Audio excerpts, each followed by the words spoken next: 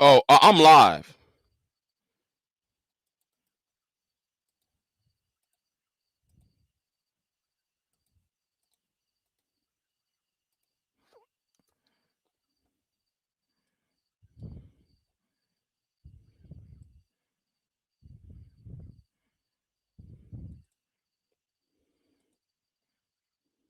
Oh, I'm live. I'm live in this motherfucker. So let me tell you something. Don't you ever try to tell me what to do. See, let me tell you something, you stupid son of a bitch.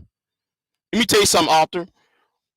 When I was talking to a white girl and I was a white woman and I'm sitting there and me her having a conversation, you had a problem with that shit. You had a problem with that, Arthur. You know why? Because you're a racist bigot, your motherfucking self. But you don't like it when I call other black people racist, though.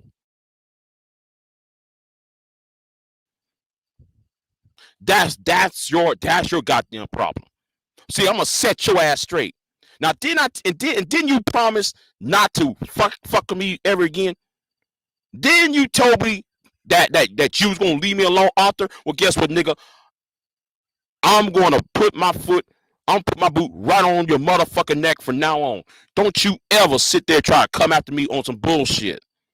Don't even know what the conversation was about. Here's you jumping on the conversation. I was referring to what the Arab dude was saying. I was referring to what Conspiracy Box was saying an hour ago. But yet you got so damn triggered because you're not cognitive, because you got a cognitive problem.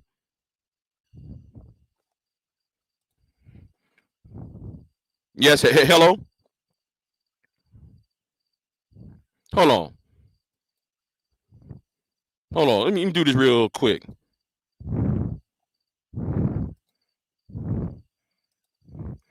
Hello?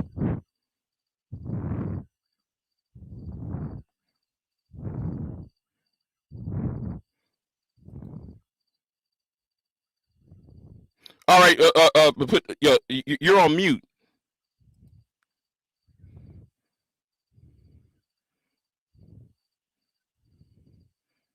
Yeah, I got you, bro. I can hear you.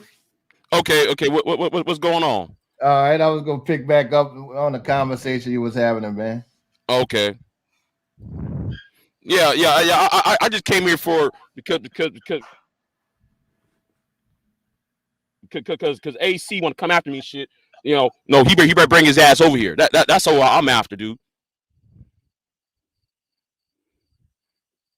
What's going on, KS? Talking about somebody cloud chasing. Don't know what I'm talking about. Hold on, Kevin. You know what? I'm bored right now. What's going on, Nothing much, man. Kev? Go there. I thought that was everybody was meeting up over here. Oh, no! I was calling out Kevin out. That's not Kevin. I'm sorry, Kevin. I was calling out Arthur to show up. I was telling him to pull up. AC. Yeah, I got you. Yeah, AC. I got you. Yeah. But anyway, what's going on with you? Nothing much, man. I hear you talking to the people. Part of the reason that I got on that channel, my first time on it, is because of you.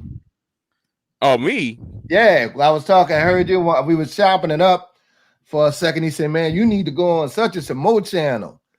And we was talking because we was on some black issues and stuff like that. And that's how I tuned in the Mo channel. That was about a week ago. Oh, okay. Yeah. So I was going to say I went over there and checked it out. That's why I recognized your avatar and everything. I said, "All right." Okay. Now it seemed like you was trying to get a point across to the dude. I forgot his name. He was up there on Aranaki, whatever name the Arab dude. The conspiracy dude. Well, you was on. Yeah, y'all got y'all personal thing. The conspiracy dude on the right. Yeah, he still don't want to. well, I'm thinking you was trying to say that he still don't want to acknowledge the racism aspect of this fucking uniting thing. Right, and that was the thing that I was trying to get him with, because I was using the GI Bill as an example, right? You were saying we didn't get that. Right. So something that was promised to people was not given to them. Right. So like the GI Bill, for instance, and then there's other stuff. Well, I can name a whole lot of shit.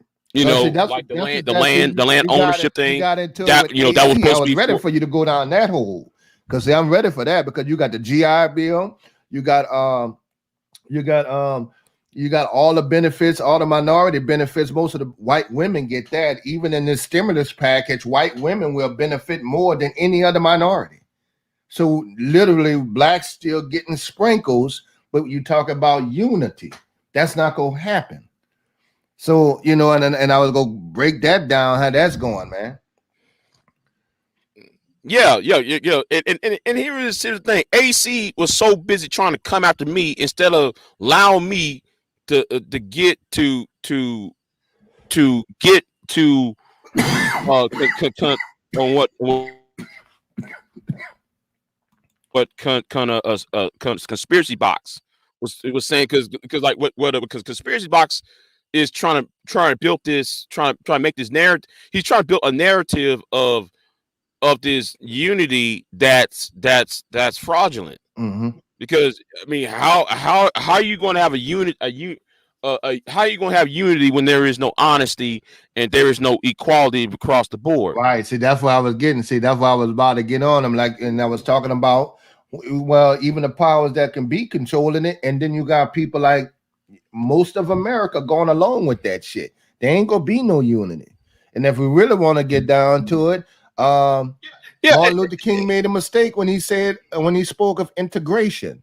Because when he was talking about integrating, they killed him for his speech when he started talking about we needed resources. See, resources would have been the equal playing field, and they ain't gonna never give black folks resources or have very limited access to it. So it's not gonna ever be kumbaya, and we are the American people. That's some bullshit.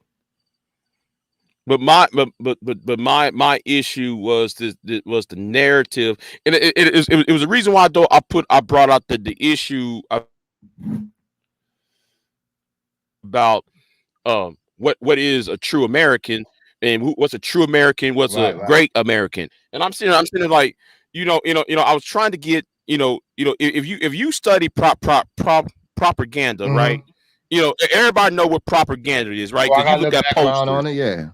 Yeah, Work really if you well actually for you. study propaganda, certain phrases, there's certain connotations in words that goes together.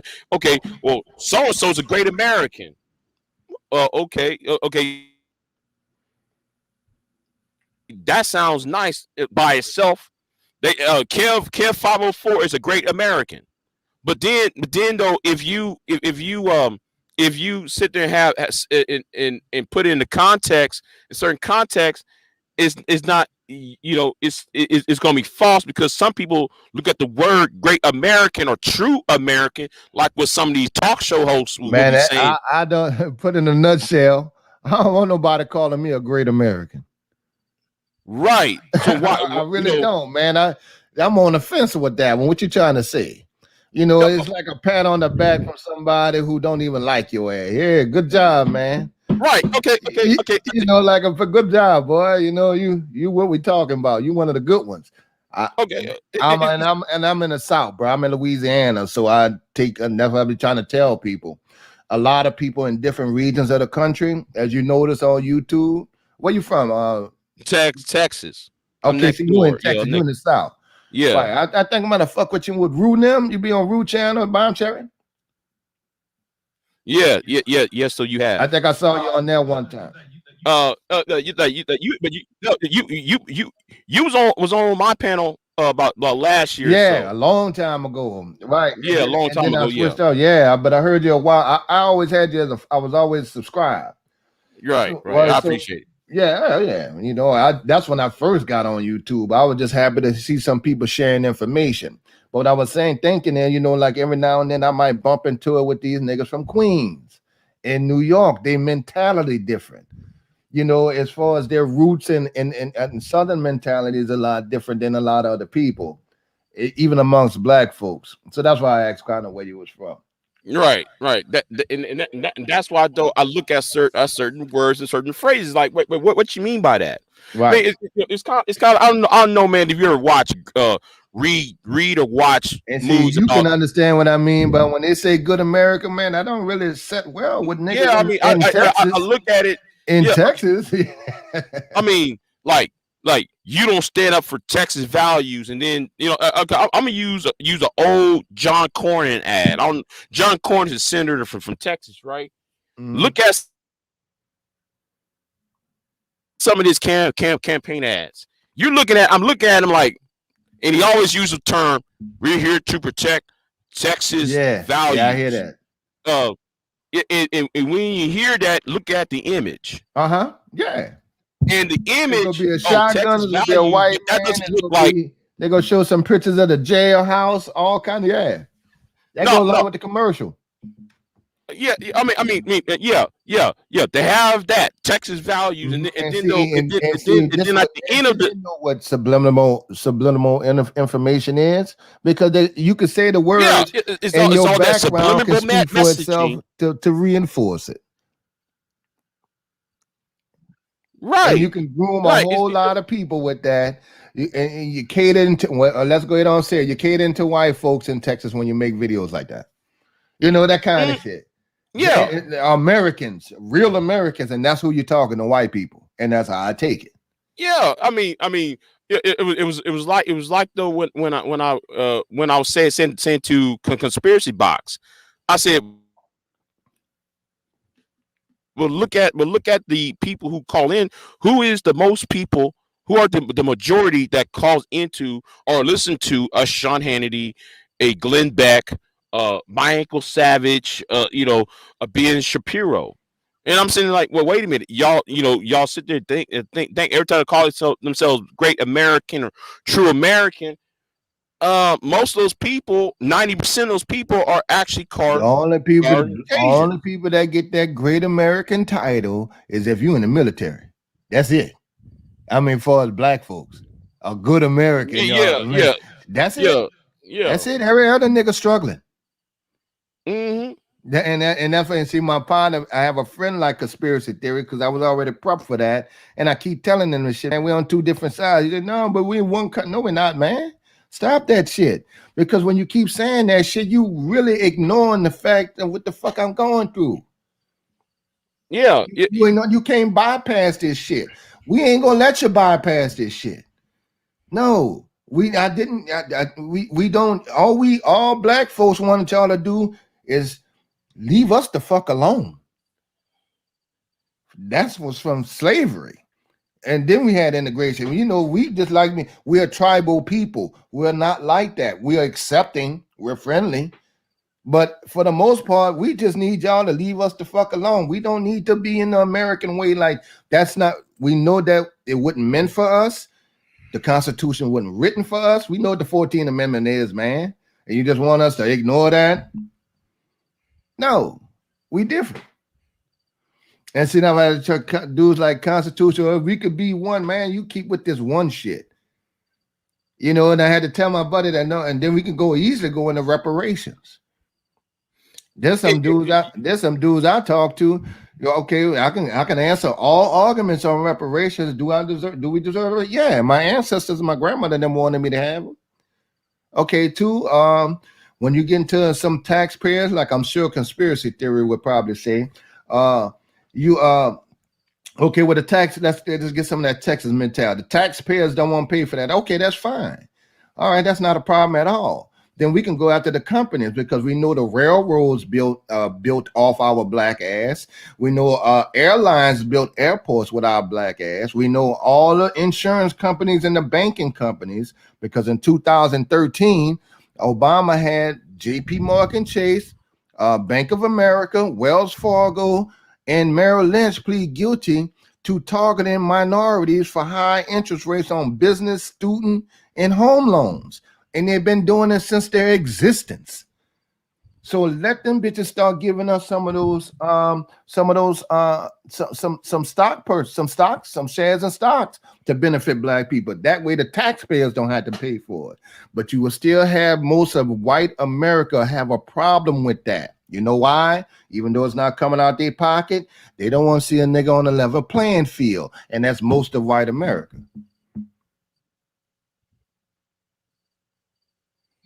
And it's embedded and they self-consciously is there. I mean, I don't necessarily disagree, but the thing is, for me, it's the subliminal messages. Is really my problem. My problem is them subliminal messaging, and I seen it. I'm actually in my late 30s, millennial, right? Yeah, I'm 50. Right. So I'm looking at this, and I'm saying, you're right. So I'm like, though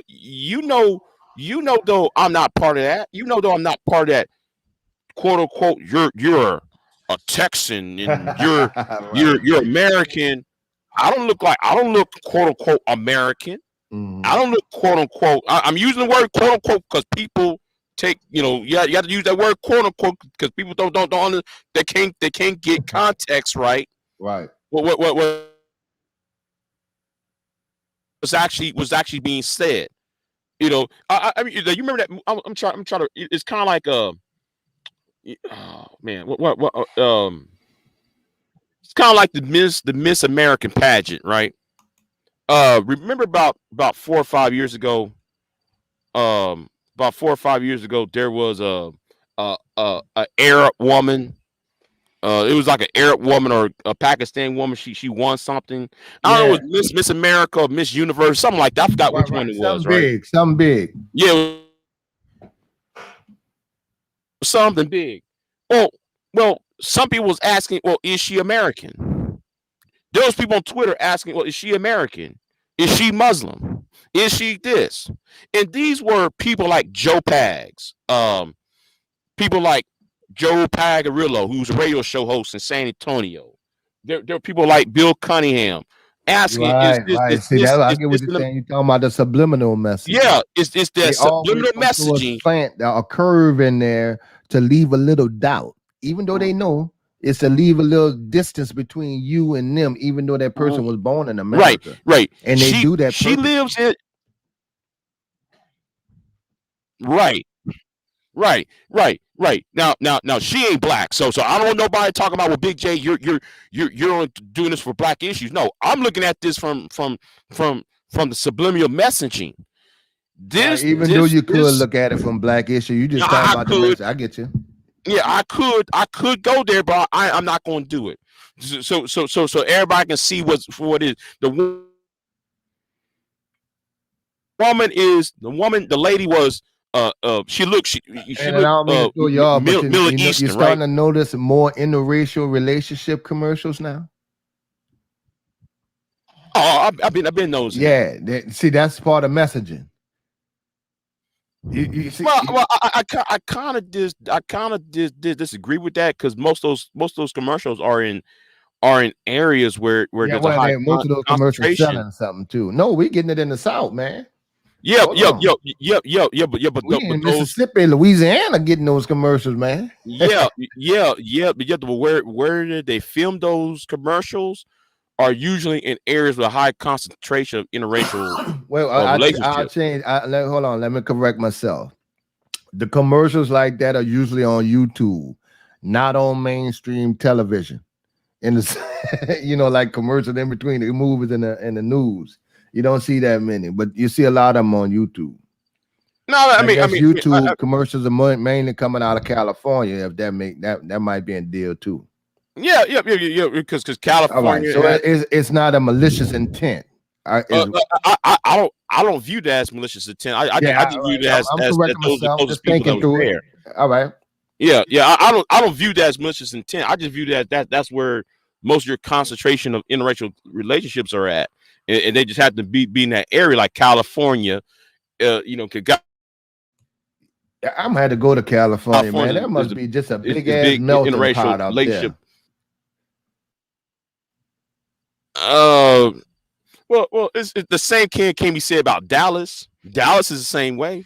What I mean by melting pot, I mean melting pot of not just races. I mean just of culture itself. Even if you didn't have a different race in your family, put it like this.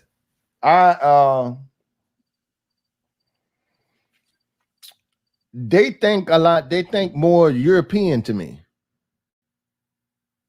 It's like dealing with some dudes that I knew from Boston and stuff like that. Meaning? It's just a different way of thinking. I'm gonna come across what I'm trying to get good at in a second, though. But yeah, yeah, Okay, I'm see, I'm just, when I say melting pot, I got to say, well, that's on my ignorance in a sense, because when I have conversations, and we could get back to that with other people from other places, when they get to the Latino aspect of things, I usually find myself as a Southerner defending myself from Queens and East Coast dudes and New York dudes when they start saying that Latinos are our brothers and that we all in the same fight. I can't never roll with that. I call bullshit. I just call bullshit. They not. You know, I because I'm so deep rooted Southern, I don't feel it. I'm not feeling them. Then they go into the history of they had slaves. No, I'm not feeling that. But my problem was when I had those conversations is, okay, look, everybody else getting all our benefits we fighting and dying for. Don't tell me Latinos is our brothers and cousins, because where the fuck was everybody else? Mexicans, wherever they came from, Puerto Ricans, and whatever came through California, where was they when we was getting our ass handed to us? They were here. There was a community. There were Asians here. Ain't nobody lift a fucking finger. And ain't everybody want to jump on the gravy train now is my problem with, Big J with all that. Everybody about the benefit. Everybody been benefiting but us. And damn sure black men still don't get nothing out this stimulus money. So that's why I have a problem with. Now I also have a problem with with black women. My only issue with some black women is that I have to ask something. Not a problem where I got to argue. And, everybody, I'm one of them people, everybody entitled to their opinion. I'm going to respect it. My thing is, I had to ask one chick. I said, "Well, look, what are you supporting? Are you supporting women's rights, diversity, or minorities? Are you supporting blacks? Because y'all spread thin. Asians get y'all right now. They just made the LGBTQ community the new Civil Rights Act, and y'all cheering. How the fuck y'all get there? Civil Rights Act? The president just said that. That's insulting. But they move, all of the agendas move forward because, our women carry some power. Every other fucking agenda move forward, but the black men go be sitting here dead and stinking. We don't get shit. And our boys still reading on a 4th grade fucking level, man.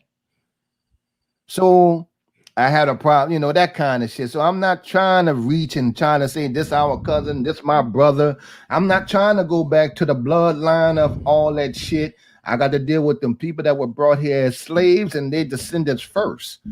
Period. And that's my problem when it comes to, black women. Okay, well, y'all fighting for everybody but your fucking men and your kids. You feel what I'm at with that? That's somewhat, but I got to blame black men for that though. I know what I'm about to say gonna be unpopular, but I blame black men for that. Because of how we how historically, or I'm gonna say for the last 30, 40 years, how black men try to get to how they approach things. I think though we allowed the black church not questioning the black church, because the black church was the only thing that was politically viable. That was the only political unit in the community, and that black church was mostly um trying to satisfy a certain segment. I agree with that, but and also religion mm-hmm. is a powerful thing. That's a hard fight. You know, I mean, y'all like y'all was talking about history in Russia. You put religion in that with that European shit, that became a very powerful tool. And that's the same powerful. I'm with you on that, but that's a hard fucking thing to change when it's embedded in you like that. They keep a lot of eyes Mm, closed on what's in front of them sometimes. right, right. And my thing was to the Arab dude, Abenaki. What I was trying to tell him is this: look, every country that became communist, right? And this is and this and you know he wanna focus on Russia this and the Rothschilds. No, but if you look at every country that went into Mm-hmm. communism, and I know what he was trying to do. What he was trying to do is this classic argument that many conservatives love to do, right? When Mm, it comes about communism, they right. talk about divisions. Oh, the Russian society was the communists in Russia divided everybody, and that's how they gained power. Not necessarily. What really happened in Russia, in China, in Cuba, And nothing in is Venezuela? absolute. He should know that nothing is absolute. It may have played a part, but that In and that's the Venezuela is same thing. right, No, no, hold on. You got right. to excuse my So, ignorance. Like it's so so I can stay with you. Is Cuba's communist? All yes, right. Now see, Cuba came to power with Castro, and they just took it over. right. So that wouldn't be the same thing as what he's describing in Russia. Well, no. What he's trying to do. Yeah, I see. What his argument was trying to do was blame the quote unquote a certain religion, and it Oh, that starts with a J. That's where he was yeah. about to go Uh-huh. to. I'm not gonna allow that shit because that is an easy scapegoat. We know what happened. Every country that went communist, there was always a gap between the poor and the rich. There's a huge Right. gap. The richer get richer, the poor get poor, and guess what? That's how communism gets started. Ho Chi Minh. No, I'm saying the Vietnamese. I'm gonna say something. Go back and listen to Ho Chi Minh speech about independence from France. He went to when he was in college. So He you're went saying to that it was similar to here when the wage gap keep getting the way it is, some action gonna happen. That's just historically, and it's gonna repeat itself. right.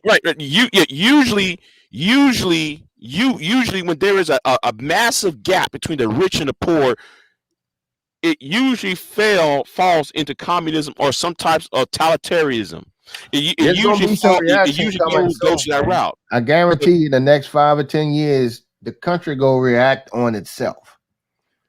And oh, and and, and, and I I mean, kind of agree with you on that. yeah. Because that's what you see That's what's happening now. Yeah, I agree with that. Now, in let America. me go with my A thoughts on things. CEO, Let me go with my right? A thoughts on things. And CEO. I understand what you're talking about as far Okay. as the community. All right, we're gonna just call them that. Okay. Mhm. All right, the J's or Jaybirds. This is my thing. This is what I think is going on, and just in my mind with the country right now, especially with the last administration.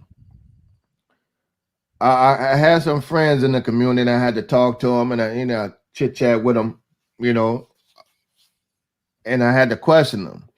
And I was going through history, and I do not have my little history set up. And I said, "Listen, man, the thing is, I don't understand how y'all supporting this new administration, man. I mean, you got Stephen Miller up there, man, fundraising for these dudes, and this man is strictly moving he's strictly moving to try to intertwine with Russia, and he moving like the little German dude did. He moving just like he did. He's funded a private military. You remember when they was having an arrest during the protest, and it was like it wasn't even the police or the feds arresting them, but these dudes was fully uniformed and stuff. And they're like, well, y'all not even police. That money moved, and I know how these. And then you put in You put in Steve Bannon, and then you put in the other one, Sessions. Sessions comes out of Alabama. That's the one who said, as a judge, you have nerve. He told a white lawyer, you got nerve defending a black man in my courtroom. Right? This is who he surrounded himself with. Right. Stephen Miller is writing a blueprint from the old days, and he's in the community, so he really knows. So I was telling my mother, he said, yeah, he is, such and such. I say, he says daddy is. I say, who else daddy was back in the day? I say, now they funding the private military. They're trying to link with Russia. And now and shit like that. And so I'm telling my other white partner, I said, man, that's what you signing on for. And so when I talk to black people, it's like, I said, well, I couldn't. And they said, well, you just own a Democrat. No, I'm a registered independent. I know how to think. I know both sides of what they're trying to do us. You know, I know the Dixiecrats, and I know what side, and it's about them first. So I had to explain to them, he doing the same thing. Now you know what they're doing? They got generals, just like that dude in Germany did. They got at least 3 or 4 of them, and they see that some of this power is working, and now you got a movement. That's what's happening now. And I tell people that, and they got money and weapons. Right. On U.S. soil. Right. You see, they got nuts. They just didn't bring the guns. You see, they had pulled. That's why they didn't even. You stopped it from the Pentagon from sending help. That's strong. Who's listening to your ass? And you're not even elected anymore. In the Pentagon. That's power. So if I be telling black man, you just got to pay attention to that, and that's just my limited history on knowing how Germany did it. But that's here now. There's a portion of this thing, and those subliminal messages is part of that. Now they're stepping it up. They're stepping it up now. They forcing you to choose sides, and they got a lot of scary white folks leaning toward that. So I can't listen to Mr. Conspiracy talking about ain't no kumbaya. They drawing a line. And they're doing it every way possible because they studied it throughout history how to do it. I'm gonna say something. Now, I remember the Obama years very well. You know, that was, I remember when Obama ran the first time, right? And you should see how many stories of hanging Obama in effigy. You know what effigy is, right? You know, you have a doll that you have a pillow or a doll or shaped like a with Obama's face on it, and y'all hanging it from trees. And I'm sitting there like, you seen this shit? Now, you talking about that walking around with them with the Joker and all of that? No. You know what, dude? I'm gonna do a lot of. I'm gonna do some videos of what I saw in Texas. And I do not live in a big city. So the big city shit life is different. If you down here in the sticks, and you see shit that is I gotta say it's like it's very atmospheric. Oh, kind of spooky. I'm right next door, man. What part of Texas? So north, south, east, or west? Huh? What part of Texas? I'm among the coastline. So I'm nearby the Gulf. Okay, I'm in the Gulf, man. Okay. So you are Corpus Christi, shit like that. Yeah. I'm around there. I was in Corpus Christi. I evacuated there. Yeah. Okay. So I get an idea of the plane you talking about. Right. But if you go, because I went to the east side of Texas, and then I went to the central part of Texas. Mm-hmm. I saw some shit about Obama, there is an online site called the Texas Tribune site, right? Mm-hmm. And they're printing all this bullshit. Printing all these news stories of one neighbor put up Obama, hang Obama on a tree in effigy. And I'm like, and I thought it was just one dude doing this shit. There were about dozens of people doing this shit, and I'm sitting there like, okay, now, and And I'm like, where are these people want to thought about hanging a presidential candidate or hanging a president on? And I'm thinking, wait a minute, y'all, and then though the same group of people who say they are conservative, when you mention this shit to them, they want to ignore that. Like, oh man, there's no such thing as racism, or there's no such thing as this, that, and third. There's no such thing as quote unquote white supremacy. What's all this bullshit I'm seeing? What's all this shit I'm seeing right here? And I actually remember the day after Obama left. I mean, not left, when he got elected twice in 2008, 2012. Two things I just saw. There is a feed store, right? In the feed stores, they sell guns. They went ahead. I went up there, man. It was packed. Everybody was buying. Oh yeah, same thing in Louisiana. They had a line out the door. Yes, people was buying .380s. People was buying ammunition. I'm like, dude, you don't hunt. So why? I'm sitting at the counter, right? I'm sitting at the counter. I said, why are you buying ammunition? You don't hunt. I know you since I was a kid. You don't hunt. Why are you buying this ammunition for? No, I didn't ask him, but I'm looking at him. I'm looking in his eyes. I'm looking at what was in his hands. Why are you buying that shit for? You see, it's shit like that tells me a lot of people are not comfortable with other groups of people, and they not on the same level playing field. They not. That's America. I don't care what group it is. It don't even have to be a threat. If things don't go their way, they gonna get guns and bullets. The least little change that might fluctuate their feeling of power or control, and that's not even just the racists. That's just in general. That's part of that American thing they talking about. When they say arm yourself, America, they ain't talking about minorities. Ain't nobody. If that was the case, that means somebody is trying to invade America. That's arm yourself. That's different. They on something else. And I'm gonna say this too. And the Constitution did not include anybody but white people. So when they're saying that defend the Constitution, that's one of them things that's a dog whistle to me. Because I never felt included in that. I get some rights through the Constitution. That's it. We had to die for that shit. So I'm not gonna ever feel that way. And I keep telling something. I tell some of my friends that that's the way it's gonna be. I'm a descendant of slaves, man. I ain't gonna never be able to denounce that history and that feeling of that. And they're not giving it up. It's a young country. MLK died what, 65? 68. 68? Yeah, 68. Hell, David Duke, I'm in Louisiana. David Duke stayed 20 minutes from me, man. The whole squad, real racist.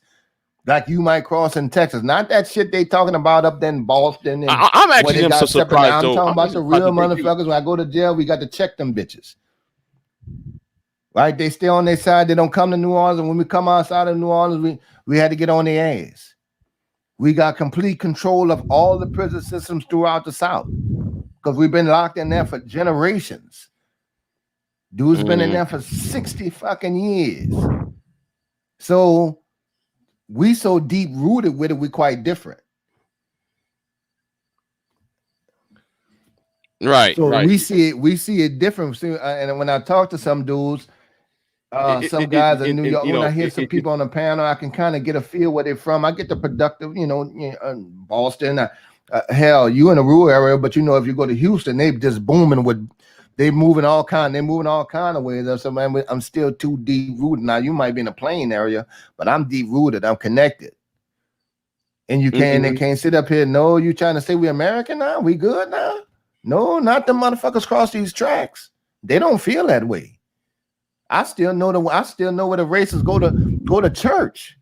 I see them all the time. And just because they're not wearing the sheet, I remember them throwing bricks and shit, calling us niggas and shit. I still see them. I went to school with them. Actually, I got in a fist fight when I was 13 with a 17-year-old white boy, and it was about 30-second fist fight. Not a lot of fighting, but that's a good little time because he knocked down a little black chick and she chipped a tooth, and he turned around and said, "Nigga, move out the way next time, big jock." Okay, well, I had to do 5 years in fucking juvenile detention for that. That's real. So you remember that Jenna 6 movement when the white boy pulled a shotgun and the 3 black dudes whooped his ass? They was trying to get them life. I got that. That was normal. In Louisiana through Mississippi, when you whoop one of their asses, see, they already know it's embedded in them to do the only way they get away with shit is they'll punish it. The punishment gonna be so bad, but when the ones that stand up, they're gonna put them in jail. We've been going back and forth to jail, whooping these men all our life. But we still, it's the unsung shit. And they'll tell you, so when I tell people, and like I told you, I'm born in 70. I said, listen, when that crime bill hit in the 80s, they didn't just lock black men up. They created entire juvenile systems to keep that pipeline going because they already did studies that when you've been in the system a while, you going back to the system, it becomes repetitive. Now imagine what you did to the youngsters who were taken away. And they knew that. And that was part of that cycle. They studied that. And they knew what they was doing. But who pushed those damn laws? Fucking black churches. Al Sharpton them was up there with Bill Clinton and fucking what you call them, man? That's why I don't fuck with them. That's why you see what I'm saying? Yeah, but I'm gonna say it like this though. To be fair to that argument, at least Jesse did say something that when the crime bill was being debated, I'm gonna try to find that clip of Jesse Jackson talking about how that crime bill is going to backfire and hurt black people more. I remember him saying that. There is a sound clip of him saying that. And I will say that I don't know exactly who, but the churches did. Yeah, and I remember because they had a crack epidemic. No, like some of the worst things were done on good intentions. Now, Maxine Waters back then, I can definitely tell you she was one of them. She was like 3 senators that voted against it. Maxine Waters said, no, they're going to lock a whole lot of black men up with that. And maybe and that's what they did. She couldn't support it because that's that old Black Panther out there in Cali. So we see it coming, but look who pushed it. And I'm sure Jesse Jackson was trying to tell black people that wasn't good. If he was thinking that way, but that's who pushed it. They didn't just write the shit. They didn't just think of it. And even at that time, Biden was way deep. He was deep Democratic Dixiecrat then. I remember Biden. I remember the speech. I remember Hillary. I remember who trained Hillary, Robert Byrd, who was a grand wizard of the Klan, who's died a Democrat. That's why I'm a damn independent. So I don't get played with the dumb shit. You can't change what you did, man. My brother did 23 years, Biden. 23, the nigga been out 3 years. So now when I had this debate with some black folks, and they say, well, okay, Biden was I said, okay, listen, Biden can't get down like that no more because he got too many black folks around him now. He can only try to fucking make right some kind of way. And them old dying old white men might want to do something decent. So that's why I can choose Biden. When I voted, I could choose Biden over the Trump administration because I see what he's doing and I know what them boys in Germany did. They moving money and that boy, he threatened to take power. That's the same thing. That's the same thing in Germany. That man stood on a soapbox, went to jail, came out, and look what his first wife said. He kept a copy of Mein Kampf on his nightstand for years. That's why the first thing he came out and said his daddy was born in Germany. No, he wasn't. You see what I'm saying? Because he want that tie. And that's why he is. And the man believed that. And look what he surrounded himself with. You'll never have no white boy. You'll never have nobody but white folks around him. And that's the core. And look how many they have, man. That's why I say that's why I voted for Biden. I know what he did.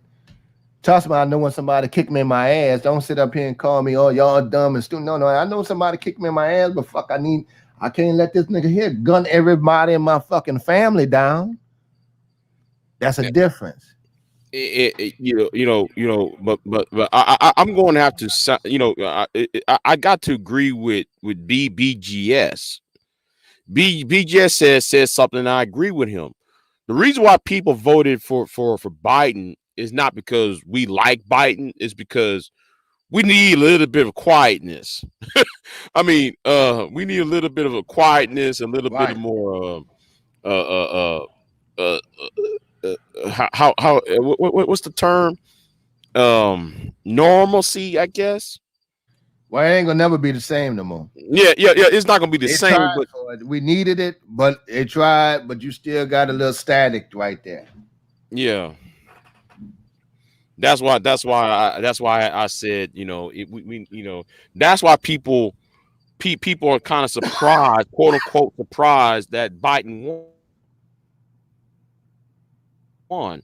No, Biden won because people voted Well, see, because they that's want what you got. And going back to what quietness. you They said don't about need. going Well, back what you guess said what? about Guess what Trump said on Twitter huh? today? Yeah, go ahead. Go ahead.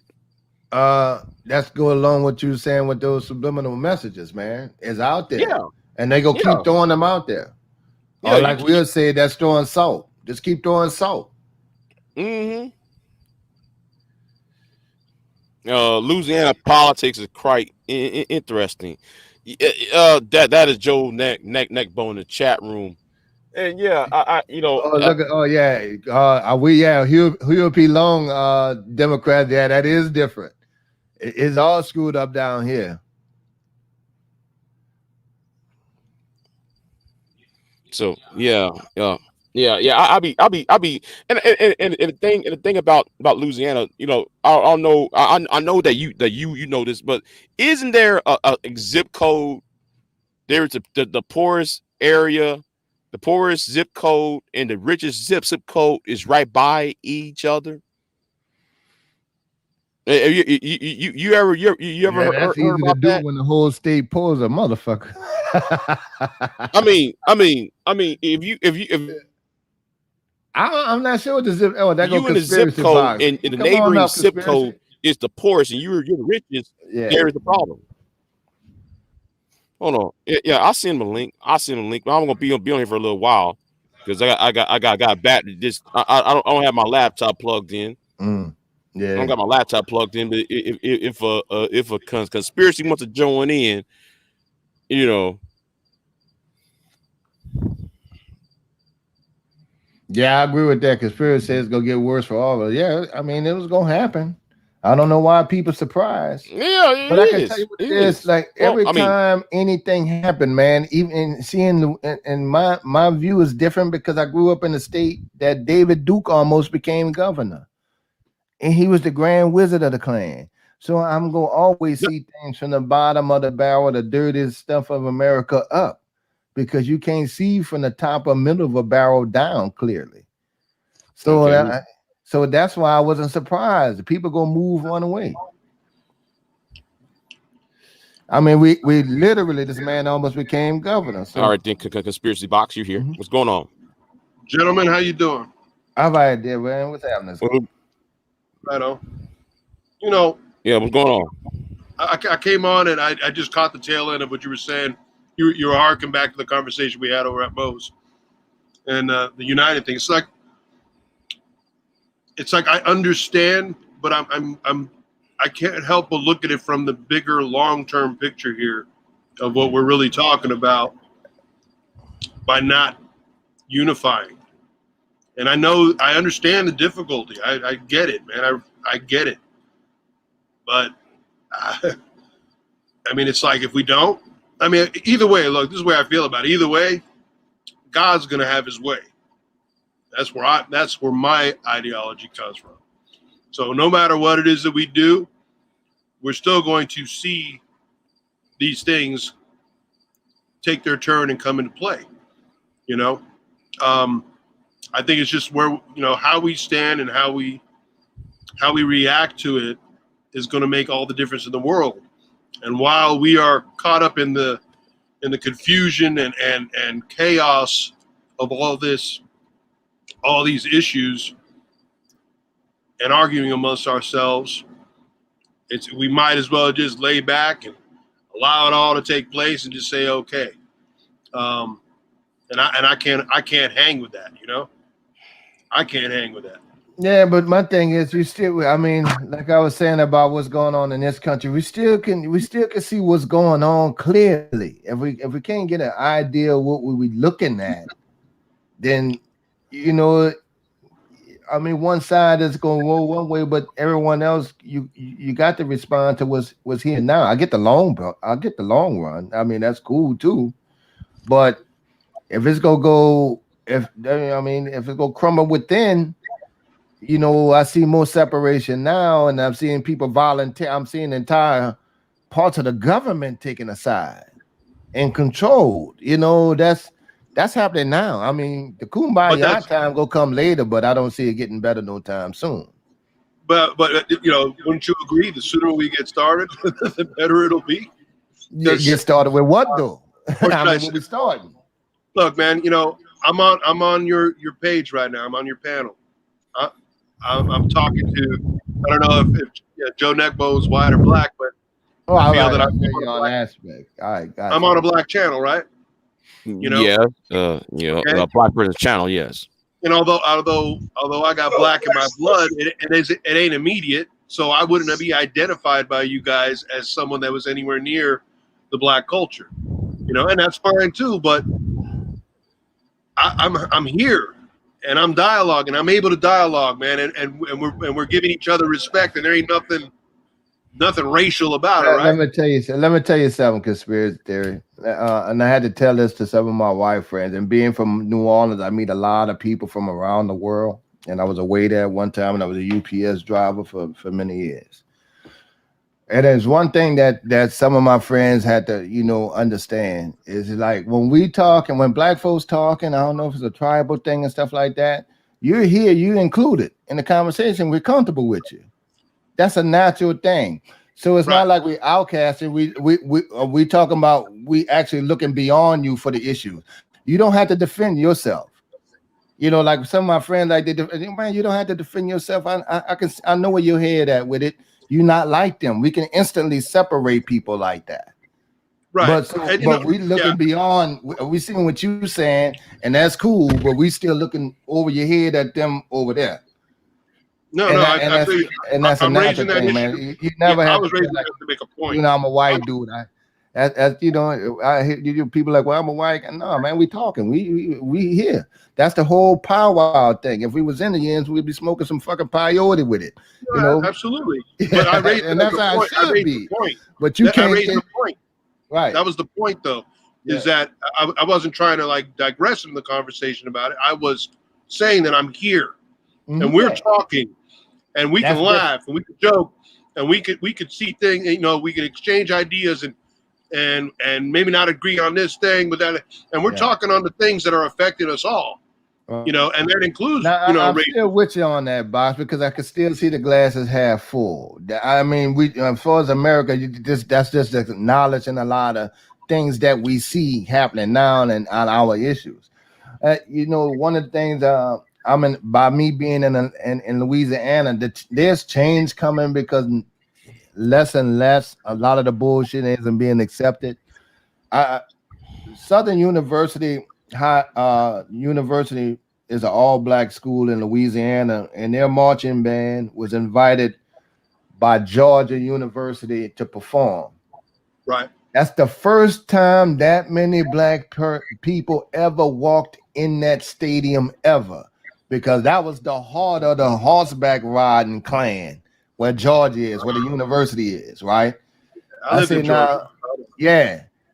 now, if they can do, you know, and these are white folks that did, if they can invite that school and pay them double just to support a HBCU school, and their alumni have to check in on that, to me, that's a whole lot of old white men from the old days who don't really care for niggas. In my opinion, if I had to guess, that'd probably be what it was. I'm sure I wouldn't be missing the lake with a rock with that. And if they can do that, and then they enjoyed it and they appreciate it, it was a big old deal. That's how I know sometimes things can change. And I think the glass is half full, but we still got to look at them dumb motherfuckers on that side, you know? Oh, for sure, for sure. You know, I mean, Right. I was raised in Miami, so you know, obviously, I grew up in a heavily Latin Cuban populated city.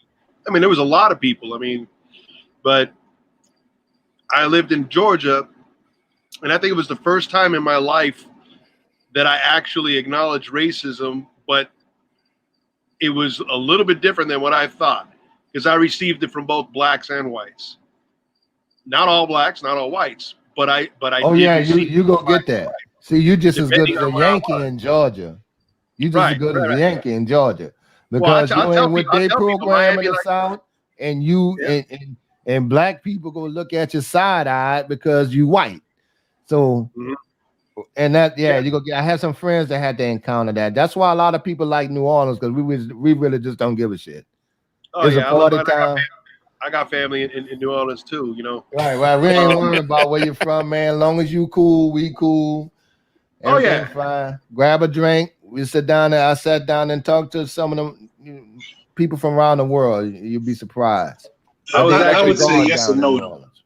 I would say yes or no. Joe, go ahead, Joe.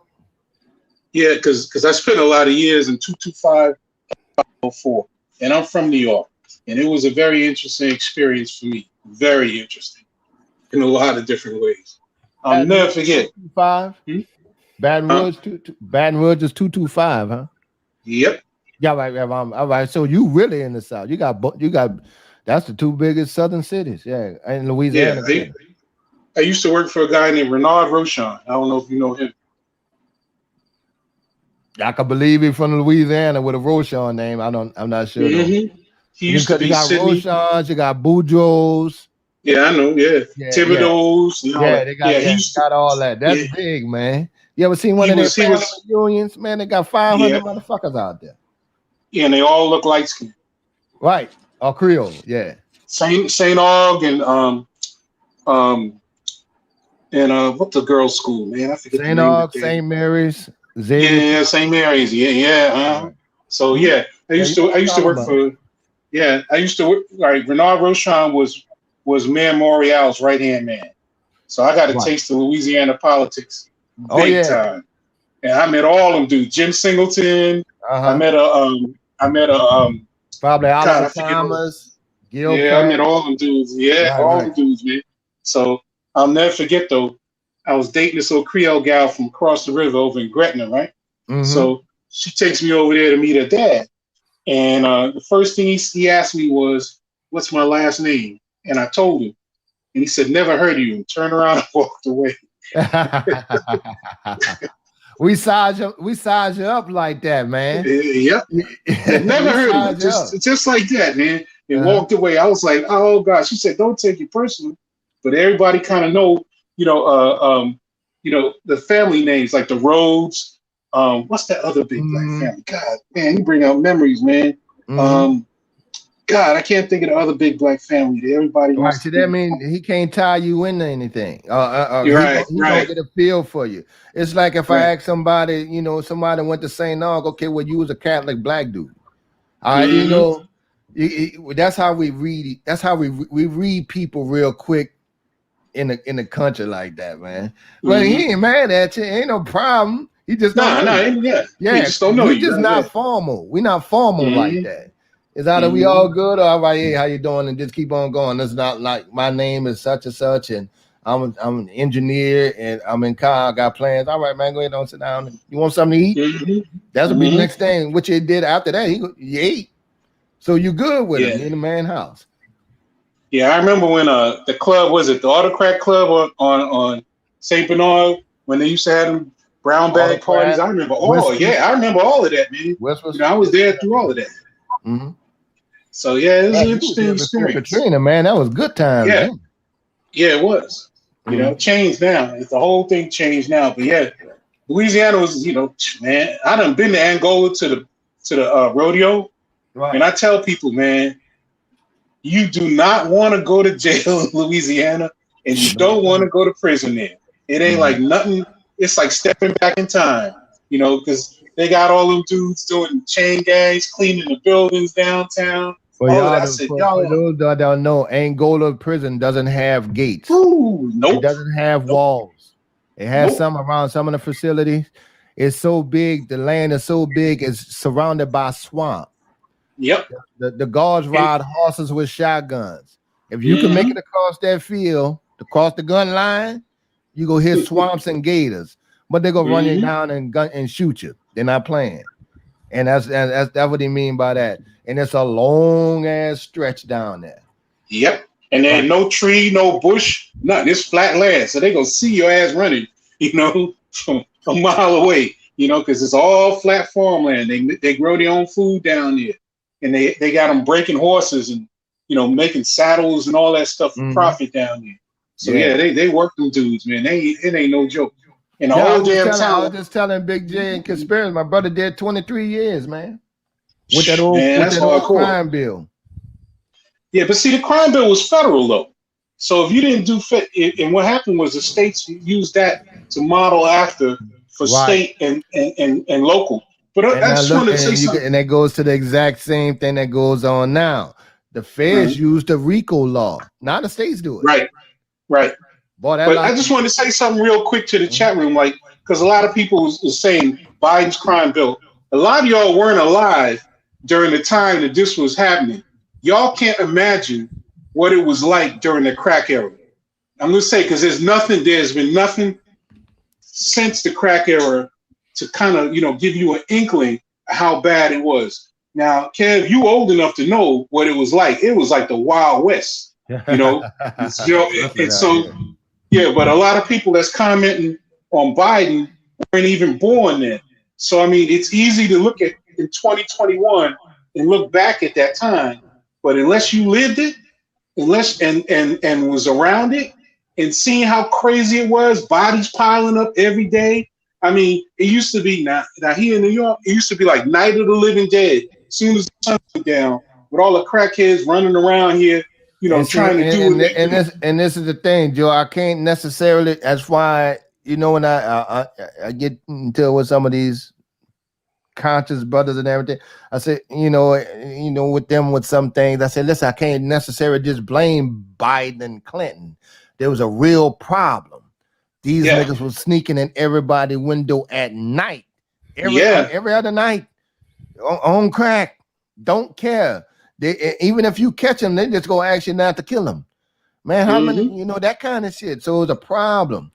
And then money came, then a lot of violence came.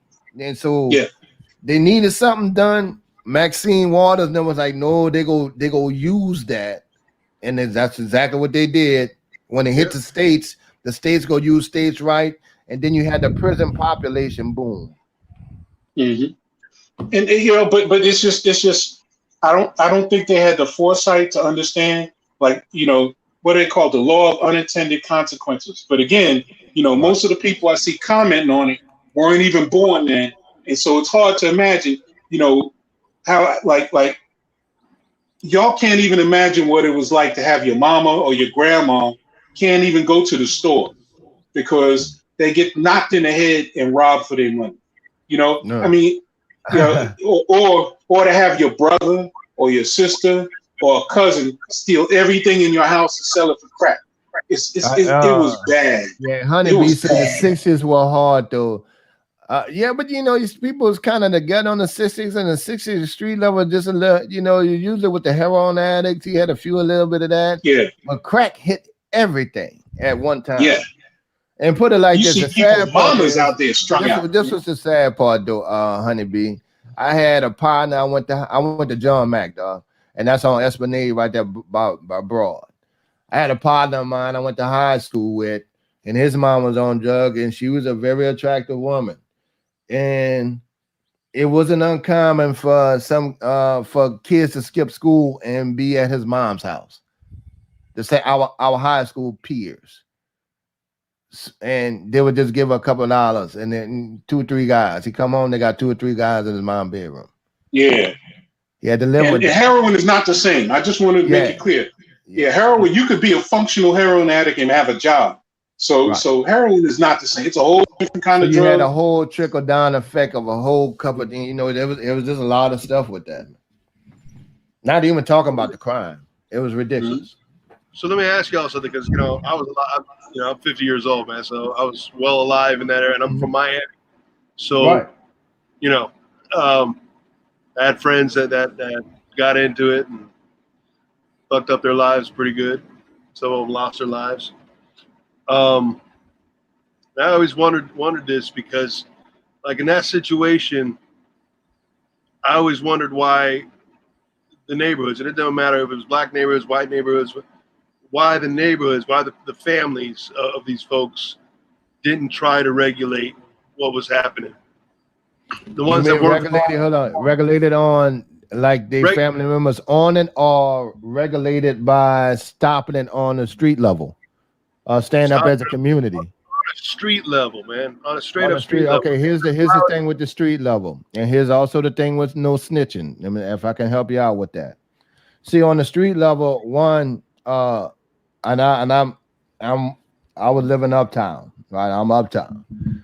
If you see somebody, and I had to explain this many times, if you see somebody down the street actually shoot somebody and shot him 3 times in broad daylight or at nighttime, and you go testify, let's say you want to do that, that dude is backed by about 2 or 3 dudes on the criminal is got backing. You have to release your social security number, all of your name, address, all that to the courts as a witness. They will arrest the dude. You live on that block. The other dudes, the other 4, they go kill you to keep their friend from going to jail for life. And you interfering with their money. That's standard. So you gonna have to move. You're not a Fed. That's not a Fed case. You're not ratting on the Gottis or Al Capone them. You get no protection. And all they gonna do is, how long they gonna keep a car outside your door? Them dudes gonna be there. And if they do convict the dudes, those guys got a problem with you and your family right around the corner when you go and work your below, I understand that. So that's not as easy as that is. You see what I'm saying? Because it's not that you scared of the guy. You got to think about these niggas shooting through your house. You got a whole family to protect. And you don't even know that dude on the corner. When it gets in New Orleans, we react on a personal issue. It has to be our cousin, or we'll spread the word, or we have a brother on somebody in our family on the street level, then it become a retaliation thing. And that's the problem why it's so hard to stop, because now it's personal. It ain't even business in New Orleans. Up in other areas like Miami or New York, it's a business thing. You have a leader and you're told when you can react. Because we're so deep rooted, we may have 20 members of our family in 3 blocks. And somebody on the street level, even if it's not me, something, you can't stop it. And that's why it becomes a problem. You got to put your life and your family life on the line for a crime you saw maybe committed for somebody you don't know. And I live like this. If somebody walk up to someone and shoot them 4 times, he shot them 4 times for a reason. And that's what becomes difficult. And you in close proximity. It ain't like you driving down the road. They live around the corner. And they outside every day, and you go to work every day. And they know. When I was younger, I mean, I was involved in gang life for a little bit. I didn't make it a career, man. Thank God. And this ain't even gangs. But they coming. And now you see is get rid of the witness. The witness don't have no protections. The criminals know that. PD ain't gonna protect you. They can't. It ain't that they want to, but they know other dudes coming. So you're putting your family life on the line, and that's the same way you can always control it. I don't know. I kind of view it like in the terms of the way the mafia would handle their issues in that way, where they'll handle one of their own if they feel they need to. If that person stepped out of line, did something within the community, you know. I mean, and this is what when I'm not saying the mob was clean and all the nicest guys, but there was a certain kind of code, and you didn't fuck with regulars, you know. Right. And see, this is the thing, and I'm gonna give you the whole. Yeah, I'm telling on myself. I'm gonna give you the whole. I'm gonna give you the whole thing. This is the thing. See, I don't know how it is in Miami, but this is the difference in here. And you know, I give you an idea with New Orleans. The thing with the crime in Chicago, which is different from New Orleans, is ours is personal. The problem in Chicago that happened, and you can't pass one bill that's going to affect things levelly, because the problem in Chicago is they went by those old rules, those old leader rules where you had to have permission to react to kill someone or disturb the community on that level. But what they did is they Chicago locked up all of the head GD leaders. And so now you had nothing but youngsters sporadically getting their work and their extra, their drugs to sell to from other places, and then they don't have to follow rules no more. Now they going around like back in the old days, and then they shooting at, when they're shooting 17 people because they don't have permission. So you cut off the head of the snake, blood will go everywhere. No, I agree. And you know what? That's just how Chicago is, and New York kind of like that. There's no one boss. In New Orleans, you don't have one boss. Everybody their own man. They knew what the effect was going to be, though. Don't kid yourself, man. They knew what the effect was going to be, locking up the head. They knew. Oh yeah. And here's kind of like where I step out of everything, and I'm, I don't know. I think just sometimes you got to handle your own in the way that you may not want to, the way that might not be the most lawful, but it's probably the most right. Honey because B, what ended up happening. I'm with you that. I'm with you on self-defense, Honey B. I'm pro gun rights. But they passed that law, say something too. and it affected more than just those that might have been meriting what that law had to offer, and it created a monstrosity. And so therefore, the offered cure was like this vaccine. It's toss-up poison, and that's I think that's part of the difficult nature too. We get kind of too complacent depending on the law, and if the law happens to be not for you and constantly working anyway, and how can you depend on the law then? I don't know. I know it's a different. The law is backed up by bullets and prison bars. Yeah, but the same. So, I mean, that's an attack. I mean, the same thing is happening on the streets. Yeah, I mean, it's the same. It's the same sacrifice. You sacrifice. I mean, you're putting your family on the line on a lot of issues, just like the guy on the street. They didn't necessarily control that many black people from actually doing slavery. It wasn't controlled by fear. The problem was they knew if one of them went in and defend themselves and killed a white man, that they was gonna come and kill damn near the whole town. So that was the thing, and they knew that, and they worked it to perfection. So it wasn't a fear of the individual, and just like Black Wall Street, they just tried to defend one dude and they leveled the whole town because blacks couldn't. That's just too big of a step, or too big of a level playing field to be able to defend yourself, and that's still the case. So we got to run into a bullet with that. I like since Senator Salt was here. KS was on here, so I don't know why KS went to. I guess he dropped off because I guess he got something to say, but I guess he dropped it. But what's going on, Salt? Hey, what's going on? I was just gonna expound on what you guys were talking about like a second ago about the older cats laying down the law, saying, look, if you need to kill this person, you're gonna need permission and whatnot. And then a lot of the younger dudes taking over when it comes to gang shit. Because I'm from, oh shit, I almost ran over a cat. My bad. What was I saying? Yeah. Like a lot of the younger dudes, they feel. Well, somebody once compared it to basically like the appeal of gangs is like basically feeling like you're a young knight and you're getting sent out to complete quests and tasks and everything, in order to prove yourself. And the problem is, it's like, say what? Not really. I was just saying that if you was on the street level, the older cats wouldn't let them because they knew it would interrupt the money. Yeah. Like if you had personal beef with another dude, or even if not even on a financial level.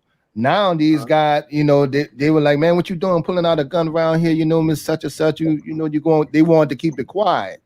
Now when those dudes went to jail and they arrested a bunch of them, they did a RICO thing and took it was a generation gap of damn near 10, 20 years of different frame of thinking of keeping the tension down to make money. And the younger guys they'll kill you over personal stuff now. So now it's sporadic, and that's the only difference. I'm not saying it is the night, but they will let like, man, if you can't shoot nobody or you got to get out of here with that. To me, it's kind of like a weird backwards version of the story of Moses, how he kept them wandering in the desert for 40 years. So, basically all the old people, all the older ones who were actually in slavery would die out, so that old way of thinking would die out. You take away all the older heads, the younger heads are going to say, fuck that, they're not around. We're the leaders now. We're going to do it the way we want to. And so if somebody did something you don't like them, fuck it, go kill them. Don't ask for permission. You go out there and you, quote unquote, put in that work, improve yourself. So it's and that's what they're doing now. And they making money with it now. Because now the money is even more so than it had back in the crack era. Because now these dudes can actually make albums, know how to stash their money, literally can make videos on YouTube and get paid in their own home while on the run in the motel room. And even half the time crimes they did. So that's why you're gonna start seeing a whole lot of more RICO laws statewide because it's getting out of hand. Like conspiracy theory. You see in Miami, they caught a whole bunch of them, like 3 crews with the RICO law. Yeah, and even half the time, but what's crazy is even half the time, the younger cats really half the time they don't even give a fuck about the money. They just want the prestige. That it's like I heard the rapper Ice-T say something once. He was like, yeah, there's a lot of young cats out here, even if it meant that they weren't going to get $1. A lot of them out here, if they had the chance, they would kill me just so that they could be the guy who killed Ice-T. And I was like, yeah, that's right. A lot of it's like the same thing with social media. A lot of people would rather get paid in actual fame than actual money. And I'm like, yeah, you'd rather be famous than actually be rich, and that's crazy. Right. They got. But that I would say a lot of that. Some people would want a Berkeley bag instead of 5,000 shares of Amazon. Yep. Yeah, but I was going to say, a lot of that comes from the fact that we idealize, and I say we, I'm speaking in general, idealize, a lot of these dudes, in music and in movies. And this concept that the mafia had some sort of code, look, that's bullshit. Because I live in a former mafia neighborhood. Oh, most of my neighborhood. Everybody. They turn on each other right and left. There ain't no code of honor. And the only reason, because Kev kind of said it, I don't know if you guys were really listening to what he's saying. The only reason there was a code was because it impacted the flow of money. If you did some cowboy wild shit, it brought attention, whether it be news, whether it be police or whatever, and that attention stopped the flow of money. That's it. It wasn't no honor, none of that stuff. And here in New York, especially during the crack era, you had a lot of young dudes that was under 25 years old that were already crack millionaires. Now, how are you going to tell a dude who's 20, 22, 23, 24 that's pulling in $1 million or more, not to be emotional, not to be, trigger happy. Up there with Al pulling them up there with y'all. Yeah. Them listen to them stories. $400,000 a week. What? Yeah. It was That's what I'm saying. To start one of these little dudes in New Orleans, and this nigga making only $70,000 a year. Cash. Yeah. I didn't know that, man. Them dudes had a lot of money. Yes. Yeah. They had more money than they knew what to deal with. Look, Miami was built by cocaine, straight up. If you would have gone to Miami, Blanco, rest in peace, baby. Yeah. If you'd have gone to Miami in the 60s and 70s, there was nothing but literally a crumbling old town with old white people. All right, cocaine built Miami. All them big buildings and all that shit you see down there now, all that party and that lifestyle, that shit is a direct result You know what of I tell my cocaine money. friend, man? Griselda Blanco provided jobs. Jobs to everybody, all up and down the ladder. I'm talking top level bankers who were making money off of laundering cash. Yo, that's why I say, Right, you they know, had almost like 200 to 300 banks open up just there, and about the whole downtown Miami. They had 12, 13. I watched Cocaine Cowboys, and I read a story. They had skyscrapers. They have skyscrapers building high rises, about 14 at a time, building high rises just off her money, and that trickled in from all through from here to Texas, New Orleans. Just as this ain't never built. California, that's all her work, all up the East Coast, to the point that that politicians came talk to her. You know, the godmother definitely built it. The Republican Party was built off her. It was re-strengthened through her money. But you know, that's the crazy part about time. You know, it's like, again, if you weren't around in that era, you're looking at it with 2021 eyes, and you're only going to see a stunted picture, because you have to understand all the shit that was going on around it. You know, everybody loved them cocaine dealers because they had cash, and cash is king. And they made Miami a hot spot, because it sure wasn't a hot spot prior to that. Like I said, the only people that was going to Miami was old Jews, you know, back then. Here's the thing, man. The thing is, you're really like focusing a lot on Miami Beach. Miami Beach was really where the old people were. Miami had its thing, and it was coming up in its own way anyway. But yeah, the '80s blew it up. And I mean, I was going to school with the kids, you know, the kids whose parents were dealing. I remember going to some of these McMansions that they were building up all over the place. You know, going to parties, hanging out with the kids that were friends of mine and shit. And you know, so you know, I saw it. You know, and yeah, when you're young, and you know, I was more lower middle class. You know, so you know, you see the kids drive. You know, I mean, some kid that's in the same grade, you know, going to high school, having a brand new whatever you name the car, and I'm having to take the bus to school and shit. So you know, yeah, I mean, I can see the attraction. I can see how it built up. I know how it built up. I mean, but I think that, you know, it just, I think it harks back straight up to a societal thing too, man. I really believe that you know, sometimes, you know, maybe society sometimes has to cull its own herd, you know. And I hate to say it like that, because that's monstrous, but I agree 100%. You know, and that's what I'm saying. I don't think that's possible, though. You know, let me give you a quick example. All right, you ever hear of this policeman Edwin Byrne? Yes, I have. All right, do you know the story about Ed Byrne? No, I don't. But I heard the name. Okay, so there was and this happened 3 blocks from my house, so I'm quite familiar with it. In fact, you know, there was a gentleman who was complaining about the crack dealers that were on the corner by his house selling. And he complained to the cops, and the cops arrested them. Well, his crew went and firebombed his house. All right.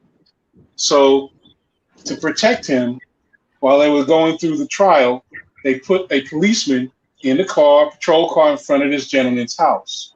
That policeman, Ed Byrne, was assassinated by one of the crew from this crack gang. All right. That's how bold they were. They assassinated a cop, and he was a rookie cop at that. And that's a ballsy move. Yeah, but we're talking money here again. I guess that's the way it is. You know, I don't know the pecking order of police, but this is what kicked off the whole Giuliani campaign. Giuliani time. Giuliani was campaigning with his officer's badge, and this is what really kicked off the implementation of the RICO laws. All of that stuff came after that, and the crime bill shortly after that too. So there was a lot of shit going on, you know, to get to the point of putting out a crime bill. And you have to understand, Baltimore, Kurt Schmoke, look him up. He was one of the biggest proponents of the crime bill because his city was in flames. Baltimore was nuts back then. But, you know, you got to understand the history to get to that point. It just didn't pop out of nowhere. You know, was it a bad idea in retrospect? Yeah. But at the time, it seemed like the only solution to the craziness that was going on. I mean, you know, I mean, look at some of these stories of these dudes that's still alive, that's telling their stories, you know? And so, I mean, everybody from Nicky Barnes, you know, to Pee Wee Kirkland, to these crack dudes, they'll tell you how much money they was making. And they were buying off cops. They were buying off a whole politicians. You know, I mean, damn, imagine how much money you got to have to buy off politicians, congressmen, city senators, city councilmen. You're paying them off. You know, so the money was so deep and so vast and so plentiful that you can't as a community, how you gonna fight that? Who are you gonna go to? The police you go to that's on their payroll? No. The city councilman that's on their payroll? No. Who are you gonna turn to? The judges, you know, the people in the court systems, the correction officers, all these dudes was getting paid. All of these dudes. It wasn't just like the bad guys versus the good guys. There was no real good guys. Everybody was getting paid. The money was that plentiful. So it's like, you know, it's easy to say, well, maybe the community should self-police itself. But who are you gonna know, you know, that's not on the take? Or how are you gonna know if that person isn't on the take and protecting those drug dealers? Right. Man, you can't fight that kind of money. I mean, you just can't as an individual, no. Unless you turn vigilante, but then you the criminal. Yep. Well, that's what I was going to throw out there. Is like I said, I mean, sometimes that sacrifice has to be made, and in certain situations, man, and especially seeing the end results of what transpired over the last 30 years with that shit, you know, 40 years, I should say it's now. You know, the retrospective, man, it's like, okay, knowing what you know now, what other move would you have made, and what were the options on the table? And if that's an option on the table, then somehow, I mean, look, you know, I ain't gonna talk on here in how I would think about it and be willing to do it if it really got to that aspect, but I just think it's a horrible thing that happened, and it's caused so many other issues. So many big issues that are just, you know, just us as a society trying to get over those fucking hills. I mean, despite everything in the past as well, but just as a nation, and a lot of this shit is regional. Obvious now it's all over, but in those days it was really regional, and just seeing how everything has ended up. God, man, if we had a do-over, what the fuck would we have done? Certain people will definitely, like, as fucked up as it is to say, certain people will definitely need to be just killed off top. Like, personally, like, I don't know, it seems like people are more concerned with just a lot of bullshit these days. To me, I feel like there should be certain people put in place who are willing to give up their humanity for the sake of humanity. Like take certain crimes, for instance.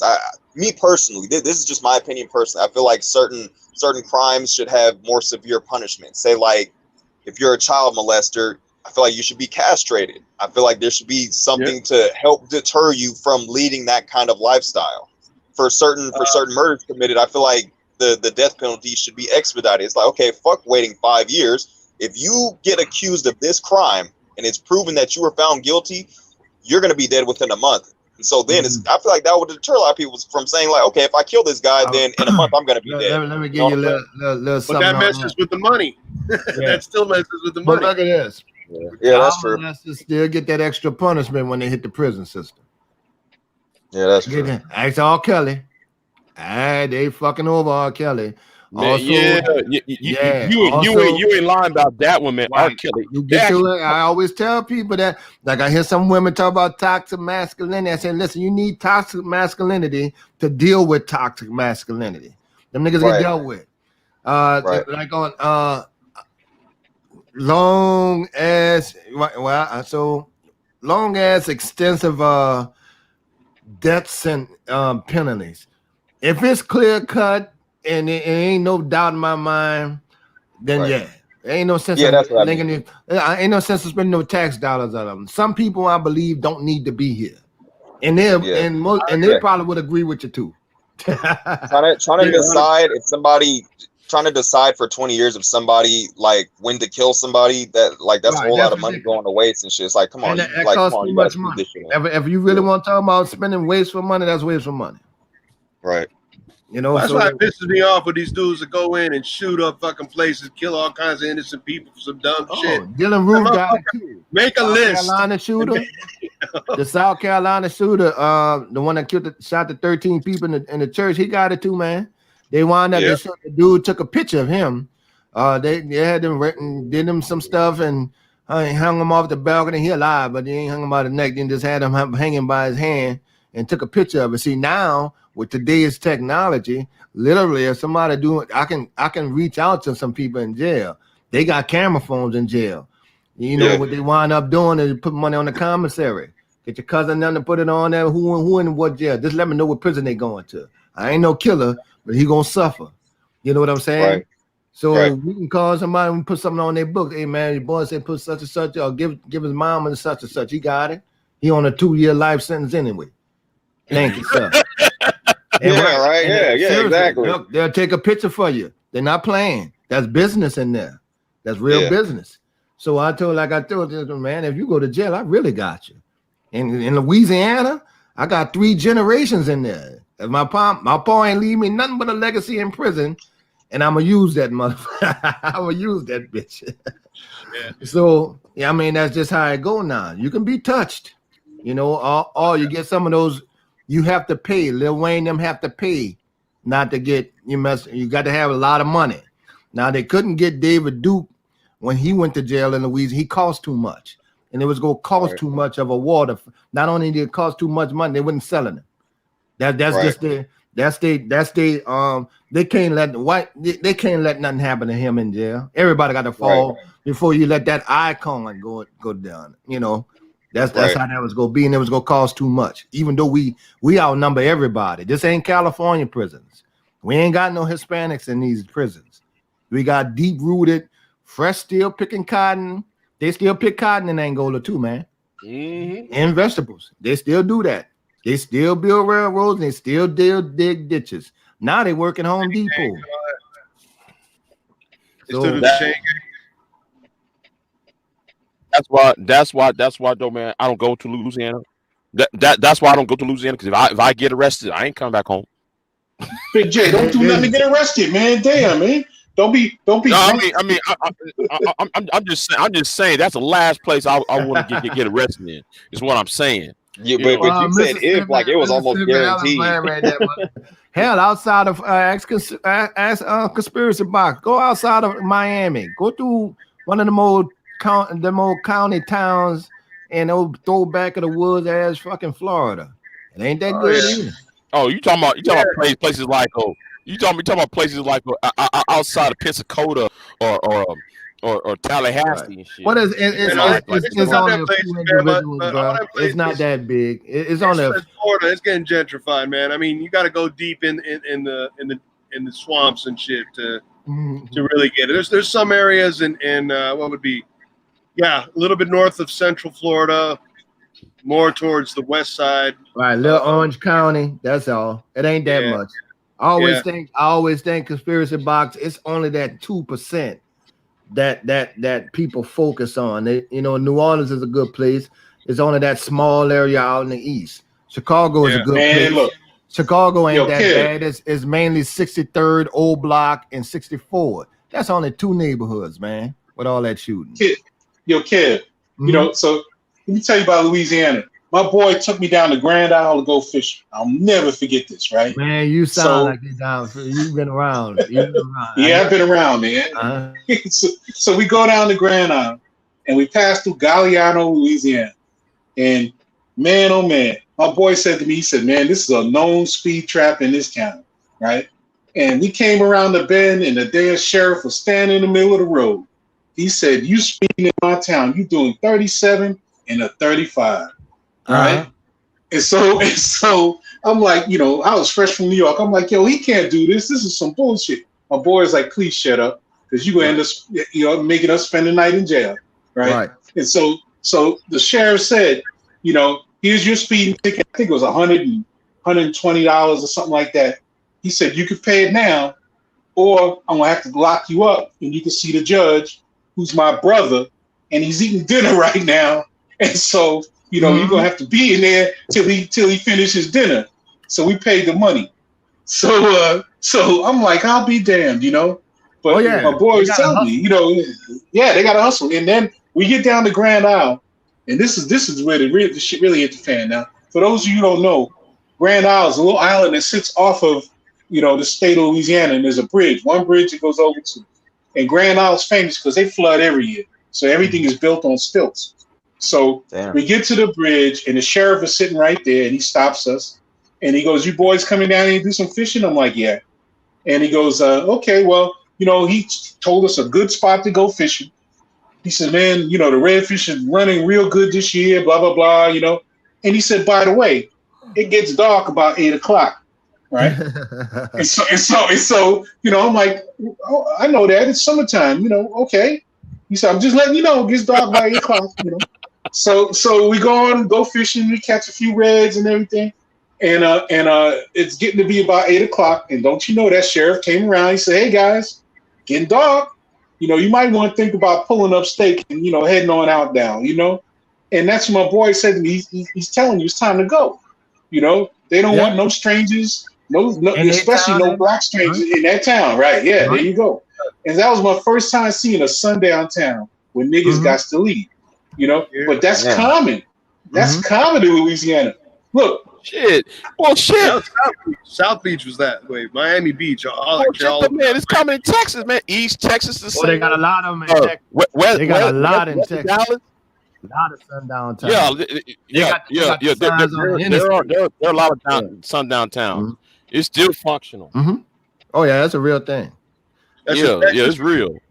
I mean, it's like, back on Rick Perry. Don't forget, Rick Perry was running. He had a ranch. Okay. He had a ranch called. Y'all remember this ranch name? Well, there is a town called White Settlement. First, it was Nigga Head Ranch. Let's look at the name of the city now. The town is called White Settlement, Texas. Anybody can go up there and look for yourself. Go on the map. Go on Wikipedia, Google, whatever you got. Look up the town called White Settlement. We got race in Louisiana. So it ain't a last name. It's just what it is, right? It's not a last name. It's just a white settlement. It's called White Settlement, Texas. White. The word is a White Settlement, Texas. Yeah. It's right there. I mean, it's right by. It's like wet. And see what it is. They don't want you getting comfortable in their town. That's all. They don't want you there. Damn sure you get comfortable. You gonna want to move in. Vider. You don't go into Vider. You avoid Vider at all costs. Let me see what else. Conspiracy theory. This is one thing on my ignorance that a lot of people didn't realize that I learned. You know, just being, you know, a waiter and stuff and being exposed to a lot of people. I don't think a lot of people realize that, or maybe I'm guessing, correct me with y'all opinion, most white people, or a very large percent, I've come to learn, never really been around black people. They've seen them on TV, and because as a waiter, I worked at a restaurant called Royal House Oyster Bar, so I get a lot of travel. And you get them staring at you because they said, well, we just never really been around black people before, you know, and they staring at you and it looks weird, and because you what they seen on TV. So you got that big gap between, you know, of good people, some white folks or some decent white folks, that just really just don't know. And I didn't realize they didn't understand. They don't, and they just learning this shit. I even have friends from out of town. Look, I give you a little thing. I only have one white friend from Louisiana, and my other white friends are all from out of town. And I live in New Orleans. That's saying something. Yeah, that is saying something, man. And so I learned from them that they just didn't know it. You know, I didn't realize. And they were kind of pissed that they were lied to or led to believe something that shit was over with until they hit the South. And I think there's a gap, like me and you figuring it out. Like you said, there is a gap. There is YouTube where people can conversate so you can understand. But how would you even understand any black issue if you never even talked to a black person before? Yep. Well, you know, I found that too a lot. Growing up, because like I really never understood that. You know, I never understood the whole racism thing. I mean, I knew it was there; it's history. But myself, you know, I mean, I can even say, you know, my dad had his bigotry moments. My dad wasn't some outright racist, but he had certain things just like he wasn't cool with. And I think it was really certain attitudes that he didn't dig. And even my mom, and I try to look back at how they grew up and where they grew up and what might have formulated those kind of opinions.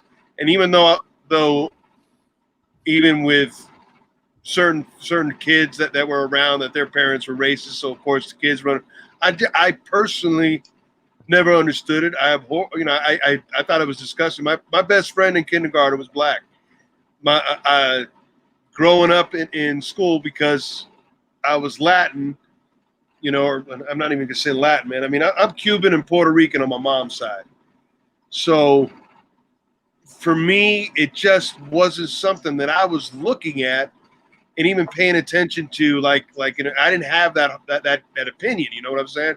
I reached out to black people. I just want to be friends with everybody. That's how I was as a kid. And so I guess I blinded myself to some of it. I just, you know, if people were nice to me, I accepted it, and I just moved on from there. And whatever their thoughts were about shit that I didn't necessarily agree with, well, that's you. You do you, but I'm gonna do me. And see, you still had some exposure coming out of Florida, though. Some, yeah. But here's the thing. None. Here's the thing.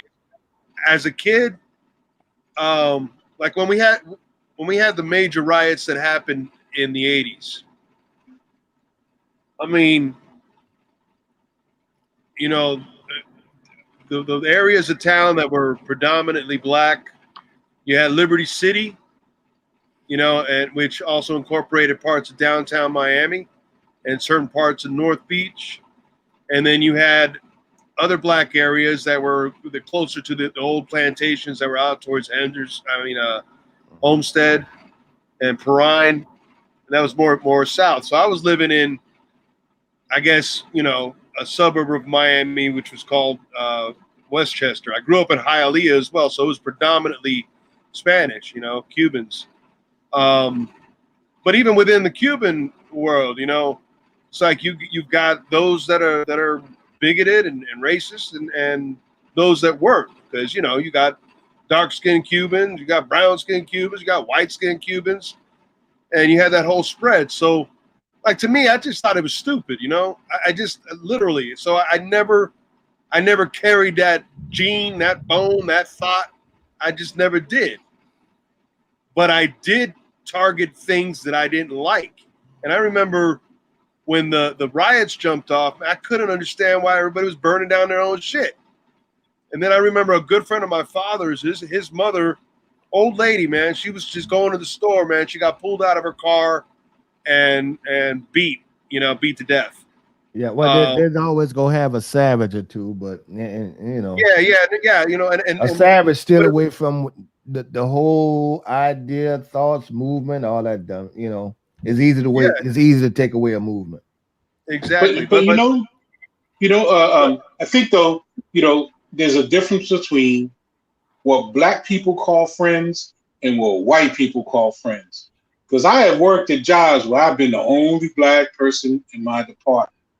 And my coworkers, basically said, I am their black friend.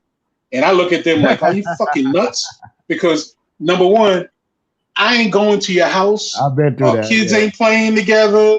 So I ain't your friend. I'm just your coworker. That's the difference. Yeah, that's it. Yeah. Right. But to them, if they're gonna say, well, I have a black friend, they're gonna point to me, but again, if it's easy to say your best friend even if y'all talk about your kids at work, that's still we're not friends like that. Yeah, we're not friends. Yeah. Now you said you had a best friend that was black. If that friend ain't never been to your house to eat, and your mama didn't serve a plate to him, he wasn't really your friend. He was a schoolmate. That wasn't the case, man. I hang out at his house. He'd hang out at my house.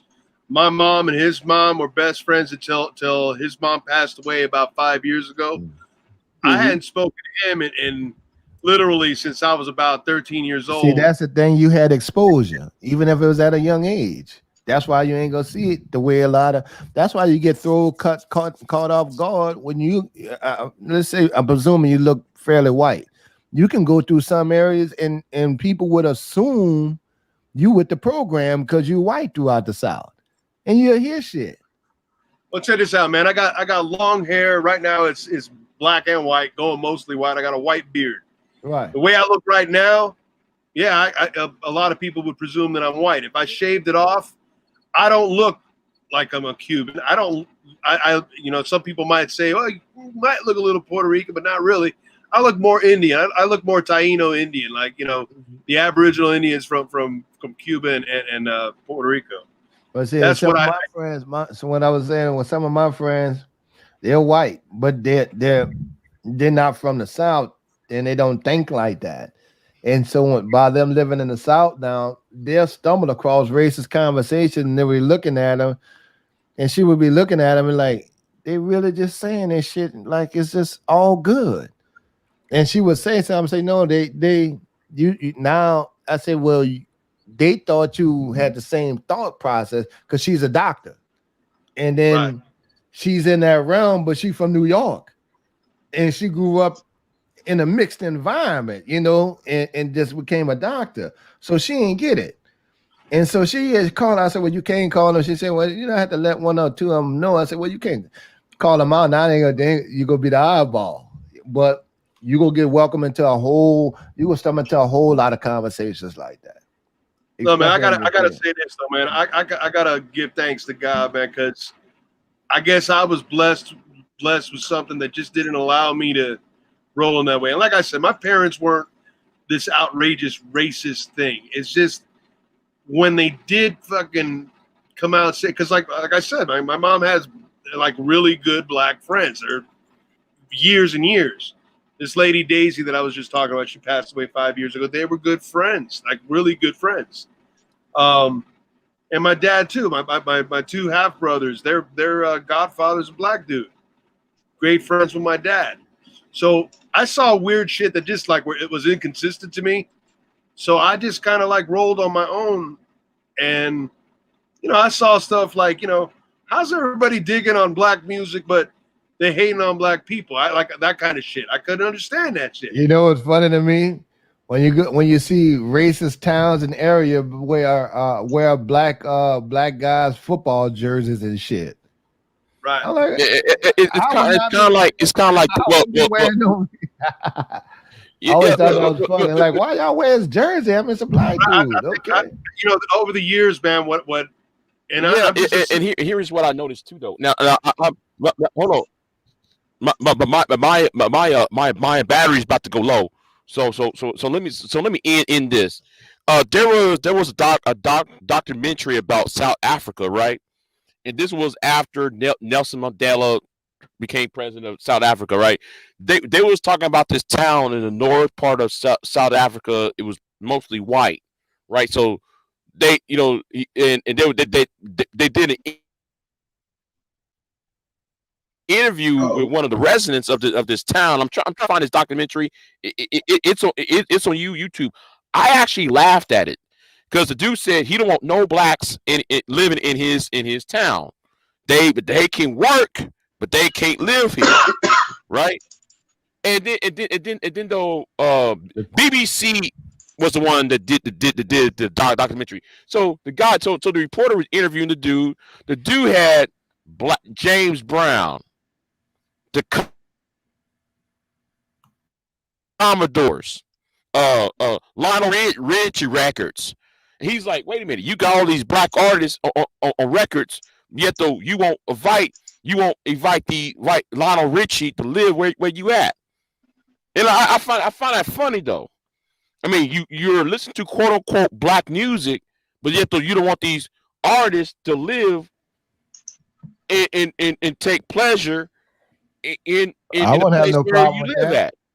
See, that's the thing. I ain't got no problem with that. Part of what built a whole lot of black communities is because they went like Rosewood and Black Wall Street. They worked in downtown white America. Then they brought the money back to their own community. Then that became a problem. So you do one way, it's a problem. You do too good the other way, it's a problem. So it's an issue. So if you go in there and make the money and bring it back to yours, they don't want that, because then you can have your own grocery store in your own neighborhood. If you just go bring the money out the city, that's what the suburbs do. That's wonderful. I mean, if ideally, yeah, but anyway, it's 6:30. It's 6:39 where I'm at. I gotta get off my laptop. Good talking to y'all, big brother. Good talking. Yeah. Seriously, joke. Yeah. So it would have lasted a little bit longer, but my laptop about to die, and hey, it's been show up. It's been a pleasure, man. I thank you for inviting me onto your platform, brother. It's been great talking to you, Jay. All right, and I'm sure we'll talk some more if I can manage to jump on Mo's, if I got enough gigabytes on my. Yeah, I appreciate you. All right, man. You have a good night. Y'all stay all right, y'all take care. All right then. Yeah. Joe, I'm gonna send you something later on if you know. Anyway. Sure. And I heard you in RBR the other day. Just so you know, I was listening. That was funny as hell, man. Oh yeah. What was your RBR channel? You was on my channel. I was on your channel. Oh yeah. Your RBR was still because he was playing my stuff on his. Yeah, that was pretty funny, channel. Man. Yeah, that was funny. Yeah, everybody, Maurice was laughing about it. Yeah. So RBR is crazy. That's one of the most insane people. Yeah. On YouTube. Oh my God. Yeah. Anyway, look, I gotta run too, but we'll catch up later. All right then. I wonder if Tyrone. Oh, never mind. I guess ABC gonna be doing a show. I guess. Yeah. Anyway, another day, man. Yeah. All right, then. I'll see you next time, man. I'm out of here, y'all. Peace, y'all. I'm out. Yeah, I would continue this on, but I'm about how much percent? Got 13% battery life left. It made that sound. So let me get off of here. I'll see y'all next time. Like, share, and subscribe, and you can donate if you want to. And I'm not begging. I ain't no beggar. Go to Cash App /$$ BIGJYT. My name is BIGJYT on Cash App. On Cash App, I'm BIGJYT. I'm out. Peace.